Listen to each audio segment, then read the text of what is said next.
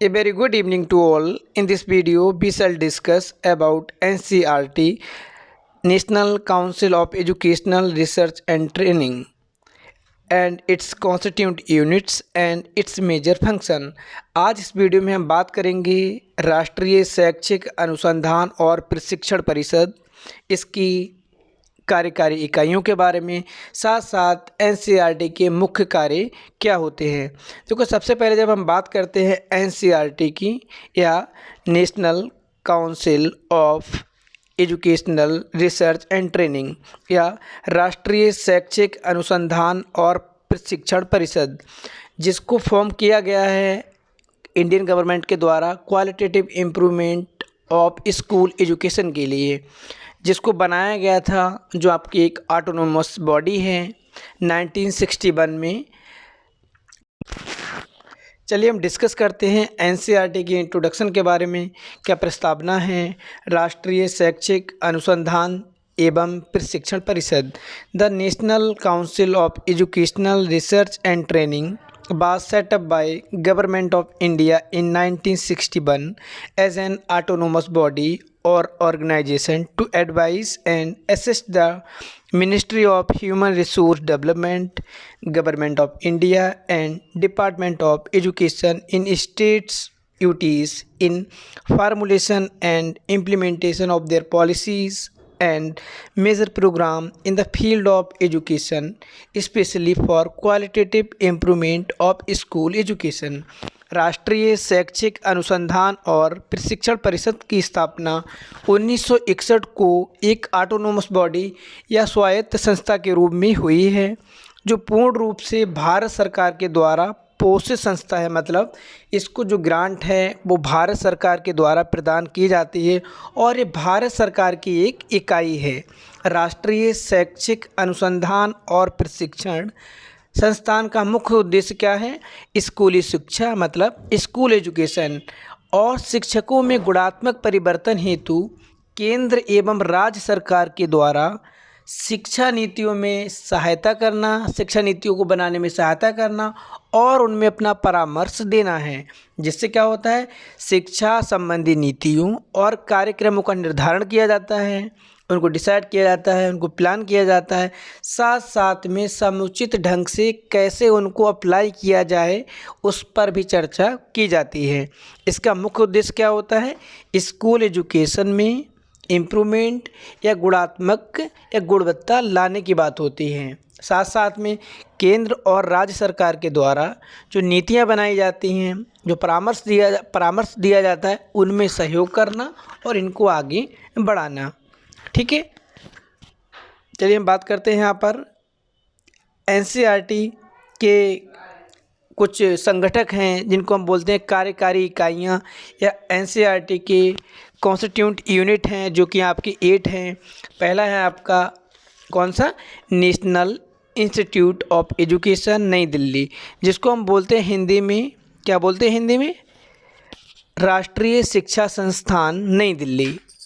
ठीक है, तो राष्ट्रीय शिक्षा संस्थान नई दिल्ली के बारे में हम बात करते हैं, जो कि नई दिल्ली में स्थित है। इसका काम है national institute of education new Delhi. ठीक है, विद्यालय शिक्षा के लिए पाठ्यक्रम या करिकुलम या सिलेबस को डिसाइड करना, उससे रिलेटेड जो आपका स्टडी मटेरियल है वो आपके बुक्स के फॉर्म में हो सकता है, वो आपका ई लर्निंग फॉर्म में हो सकता है, वो आपका मल्टीमीडिया के फॉर्म में हो सकता है, उस पर रिसर्च करना और उसका डेवलपमेंट करना।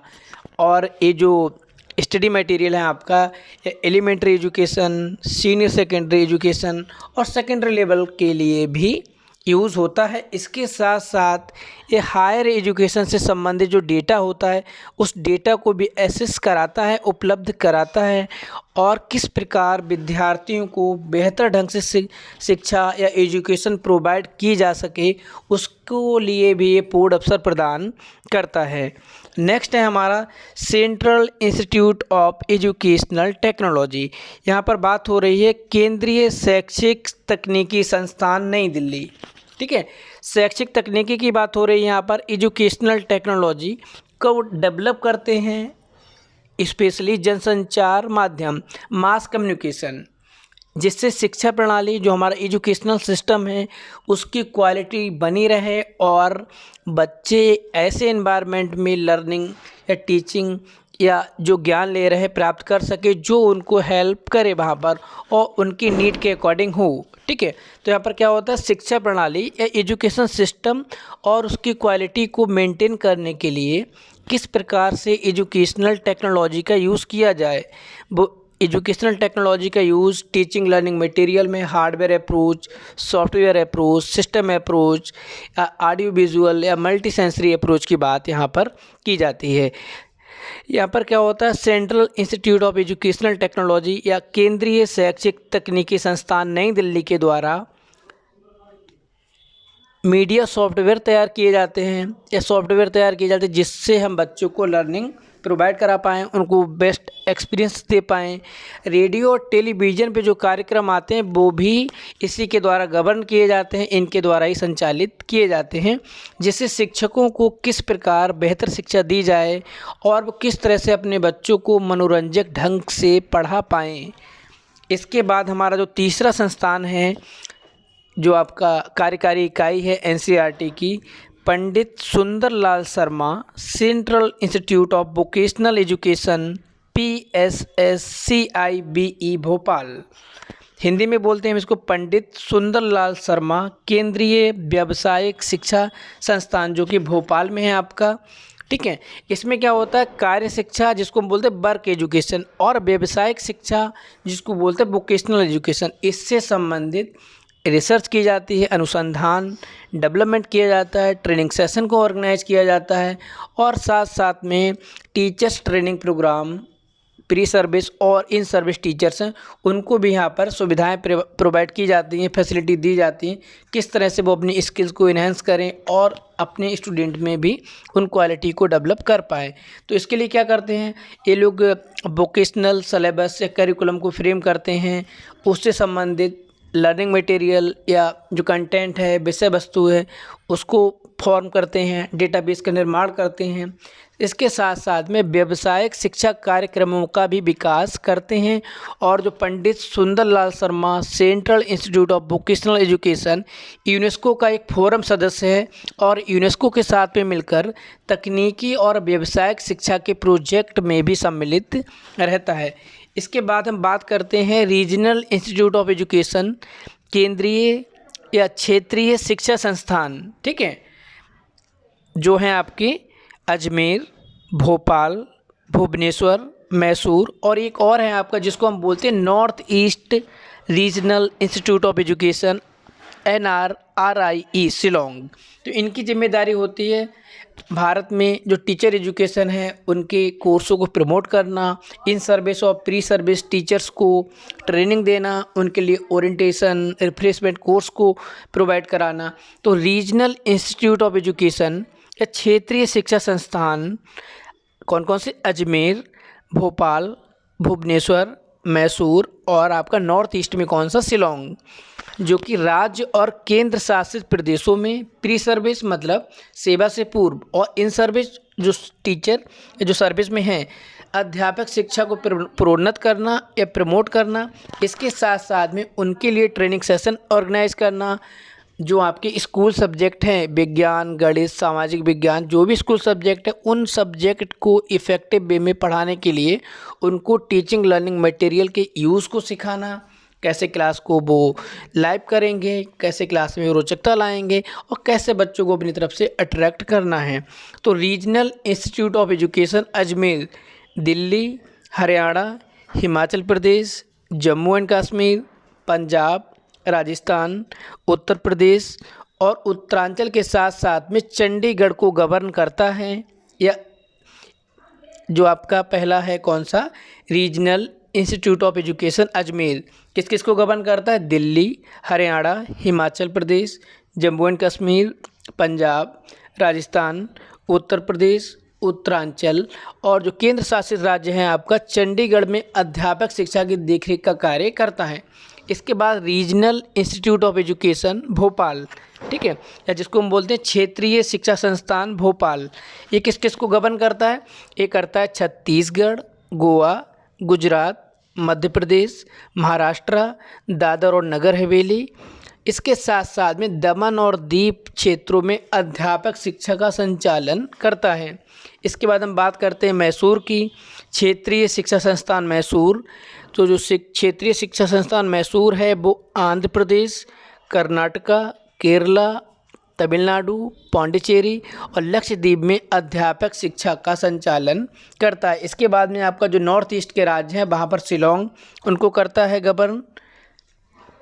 तो जो आपके क्षेत्रीय हैं, ठीक है, जो आपके रीजनल इंस्टीट्यूट ऑफ एजुकेशन है, ये भी आपके टीचिंग ट्रेनिंग के कोर्सों को संचालित करता है। इसके साथ साथ में 4 year integrated BA BEd, BSc BEd, BLEd, MEd, BEd के कोर्सों को संचालित करता है, जो कि बहुत क्वालिटेटिव होते हैं और वो टीचर्स को उस तरह की ट्रेनिंग प्रोवाइड करते हैं वो बच्चों के अंदर किस प्रकार से एबिलिटी को डेवलप करें और कैसे उनका यूटिलाइजेशन कर पाएँ। इसके बाद हम बात कर लेते हैं यहाँ पर फंक्शंस क्या होते हैं आपके जो NCERT है, उनके फंक्शंस क्या हैं। तो NCERT के जो फंक्शन हैं आपके, जो कार्य हैं आपके, वो क्या हैं। पहला कार्य यहाँ पर है NCERT का शिक्षा के क्षेत्र में अनुसंधान कार्य करना, उसको बढ़ावा देना। The field of education new research को जनरेट करना, उसके साथ में उनको आगे प्रमोट करना, ठीक है। और क्या होगा, नवीन पाठ्यचर्या एवं मॉडल पाठ्य पुस्तकों का निर्माण कार्य करना। यहाँ पर जो करिकुलम है उसको टाइम टाइम पर चेंज करना, उसको मॉडिफाई करना, और जो पाठ्य पुस्तक होती हैं आपकी या टेक्स्ट बुक होती हैं उनको क्या करना, फ्रेम करना, उनको पब्लिश करना, उनको डिस्ट्रीब्यूट करना। अगला होता है इनका सेवा पूर्व और सेवारत अध्यापकों के लिए प्रशिक्षण कार्यक्रम चलाना। इन सर्विस और प्री सर्विस टीचर्स के लिए ट्रेनिंग सेशन ऑर्गेनाइज करना, उनको वहाँ पर ट्रेनिंग देना, किस तरह से बच्चों को डील करना है, किस तरह से उनको टीच करना है। अगला आपके राज्य के शिक्षा विभाग से संबंध स्थापित करना, जो स्टेट बॉडीज़ होती हैं उनके साथ में कोऑर्डिनेशन बना के चलना, किस तरह से उनके द्वारा उनको आगे बढ़ाना है, कैसे उनको इन्वॉल्व करना है। तो ये काम किसके काम है, NCERT की फंक्शन है। चलिए हम बात कर लेते हैं research. The NCERT perform the important function of conducting and supporting educational research and offering training in educational research methodology। यहाँ पर पहला हम क्या बताएं, NCERT का पहला कार्य है यहाँ पर फंक्शन है अनुसंधान। अनुसंधान किस लेवल पे होगा, एजुकेशन की फील्ड में होगा, ठीक है। वो रिसर्च को कंडक्ट करेंगे, सपोर्ट भी प्रोवाइड करेंगे आपको। इसके साथ साथ में आपको ग्रांट भी प्रोवाइड करते हैं, आपको मतलब आपको शोध कार्य के लिए वो यहाँ पर क्या होता है, वित्तीय सहायता प्रदान करते हैं, ठीक है। अगला है आपका यहाँ पर विकास या डेवलपमेंट। डेवलपमेंट में यहाँ पर developmental activities in school education. An important function of NCERT activities include development and renewal of curriculum, instructional material for various levels of school education, making them relevant to changing needs of children, the innovative development of curriculum and instructional material in school education। तो यहाँ पर जो हमारा NCERT है उसका एक कार्य क्या है, विद्यालय शिक्षा में विकासीय कार्य क्रियाकलापों के लिए या जो आपके डेवलपमेंटल एक्टिविटीज़ होती हैं उनका संचालन करना और उनके लिए नए नए चीज़ों का डेवलप करना। फॉर एग्जांपल पाठ्यक्रम में नवीनीकरण, जो चेंजेस होना है, अध्ययन सामग्री का विकास, जो आपका टीचिंग लर्निंग मटेरियल है उसको डेवलप करना, और साथ में छात्रों को समय समय पर शिक्षा में होने वाले परिवर्तनों की भी जानकारी प्रदान की जा सके। अगला है आपका ट्रेनिंग, जिसको हम बोलते हैं प्रशिक्षण। तो यहाँ पर NCERT के द्वारा प्री सर्विस और इन सर्विस टीचर्स को ट्रेनिंग प्रोवाइड की जाती है। कौन कौन से लेवल्स पर, pre primary, elementary, secondary, higher secondary. इसके साथ साथ vocational, educational technology, guidance and counselling के इस फील्ड में, और स्पेशल एजुकेशन को भी कवर किया जाता है। आगे आपका एक्सटेंशन है, various department of NIE, RIE, CIET, PSS, CIBE are engage in various base. जो यहाँ पर आपके NCERT के जो आपके 8 मेजर बॉडीज़ हैं, जो मेजर संगठक हैं यहाँ पर, जो आपके कॉन्स्टिट्यूंट यूनिट्स हैं, उनमें जैसे राज्य शैक्षिक अनुसंधान एवं प्रशिक्षण परिषद के जो 8 संगठक हैं। पहला कौन सा आपका केंद्रीय शैक्षिक संस्थान, उनको कोलैबोरेट करना, रीजनल इंस्टीट्यूट ऑफ एजुकेशन उनको कोलैबोरेट करना, इन सबको साथ में रखकर यहाँ पर क्या करना है, बहुत से वर्क को ऑर्गेनाइज करना है, seminar, training session, teaching learning material को प्रमोट करना, डेवलप करना। तो यहाँ पर एक दूसरे के साथ में आकर कार्य को करते हैं। लास्ट में आपका आता है यहाँ पर पब्लिकेशन एंड, तो यहाँ पर जो एनसीईआरटी होती है वो क्या करती है, उसका काम है पब्लिकेशन का भी। पब्लिकेशन में क्या, कक्षा 1 से लेकर 12 तक की पाठ्य पुस्तकों को तैयार करना, उनको प्रिपेयर करना, प्रिंट करना, उनको डिस्ट्रीब्यूट करना, वर्क बुक को पब्लिश करना, टीचर्स गाइड को पब्लिश करना, सप्लीमेंट्री रीडर्स को पब्लिश करना, रिसर्च रिपोर्ट को भी पब्लिश करते हैं। इसके साथ साथ में जो आपका टीचिंग लर्निंग मटेरियल होते हैं, इंस्ट्रक्शनल मटेरियल, उसको भी रिसर्च के थ्रू ये लोग प्रोवाइड करते हैं, उसको बनाते हैं। और टेक्स्ट बुक को हिंदी, इंग्लिश, उर्दू और जो रीजनल लैंग्वेज होती हैं उनमें पब्लिश किया जाता है। तो ये एनसीईआरटी की कुछ मेजर आपके वर्क थे। इसके साथ में क्या है, एनसीईआरटी जो है आपका वो क्या करता है, वो एक्सचेंज प्रोग्राम को भी आयोजित करते हैं और चलाते हैं। एक्सचेंज प्रोग्राम में क्या होता है, NCERT interact with international organisation, यहाँ पर जो आपकी इंटरनेशनल ऑर्गेनाइजेशन है उसके साथ में भी ये प्रोग्राम को चलाते हैं, ट्रेनिंग सेशंस को चलाते हैं, या आपके वेबिनार, सेमिनार, कॉन्फ्रेंस होते हैं। फॉर एग्जांपल यूनेस्को के साथ में, यूनिसेफ के साथ में, यूएनडीपी, एनएफपीए और वर्ल्ड बैंक, और जो वैश्विक स्तर की समस्याएं हैं उन पर चर्चा की जाती है, कैसे उनको उनमें इम्प्रूवमेंट होने हैं उनको भी डिस्कस किया जाता है।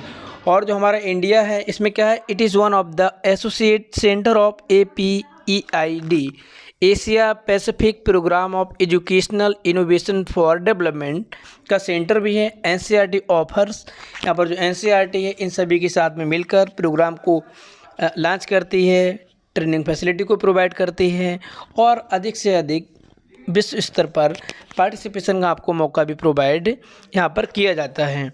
तो और एनसीईआरटी के साथ में क्या किया जाता है, एनसीईआरटी है उसके द्वारा शिक्षा के क्षेत्र में रिसर्च या शोध पत्रिकाओं का भी प्रकाशन किया जाता है, जिनमें प्रमुख हैं आपका Indian educational review, journal of Indian education, भारतीय आधुनिक शिक्षा, प्राइमरी शिक्षा, ठीक है आपका। इसके बाद हो जाए school science, Indian journal of vocational education.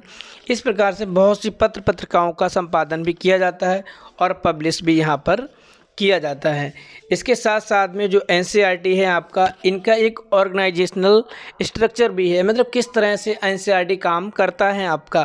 तो यहाँ पर कई समितियाँ होती हैं आपकी, फॉर एग्जांपल प्रशासनिक परिषद, कार्यकारिणी समिति। जो कार्यकारिणी समिति होती है आपकी मेन होती है एग्जीक्यूटिव कमेटी। इसका जो भारत सरकार का मानव संसाधन मंत्री हैं वो इसके पदेन अध्यक्ष होते हैं, मतलब MHRD के जो मिनिस्टर होते हैं वो एग्जीक्यूटिव जो कमेटी होती है उनके प्रेसिडेंट होते हैं। इसके साथ साथ में कुछ कमेटियां होती हैं, for example general committee, finance committee, establishment committee, programme advisory committee और कई प्रकार की समितियां होती हैं जिसके द्वारा एनसीईआरटी के वर्क को डिवाइड किया जाता है, आगे बढ़ाया जाता है। फॉर एग्जांपल शैक्षिक समिति हो जाएगी आपकी, विभागीय सलाहकार समिति हो जाएगी, भवन और कार्य समिति हो जाएगी, मतलब बहुत प्रकार के रिसर्च की। तो एनसीईआरटी जो आपका है इसका मेजर वर्क क्या क्या है जो आपको अभी बताए गए हैं, रिसर्च करना, वहाँ पर नए नए डेवलपमेंट करना, और जो टीचर एजुकेशन के लिए प्रोग्राम है, ट्रेनिंग कोर्सेज़ को चलाना वहाँ पर, और प्रशिक्षण को चलाना, एक्सचेंज प्रोग्राम को चलाना। तो यहाँ पर हमने एनसीईआरटी को समझा, उसके फंक्शंस को जाना, उसके जो कॉन्स्टिट्यूंट यूनिट है उनके बारे में जाना, और जो आपका स्ट्रक्चर है इनका या ऑर्गेनाइजेशनल स्ट्रक्चर है उसके बारे में भी बात की है। चलिए आज इस वीडियो में इतना ही, नेक्स्ट वीडियो में हम बात करते हैं किसी और टॉपिक पर। तब तक के लिए थैंक यू।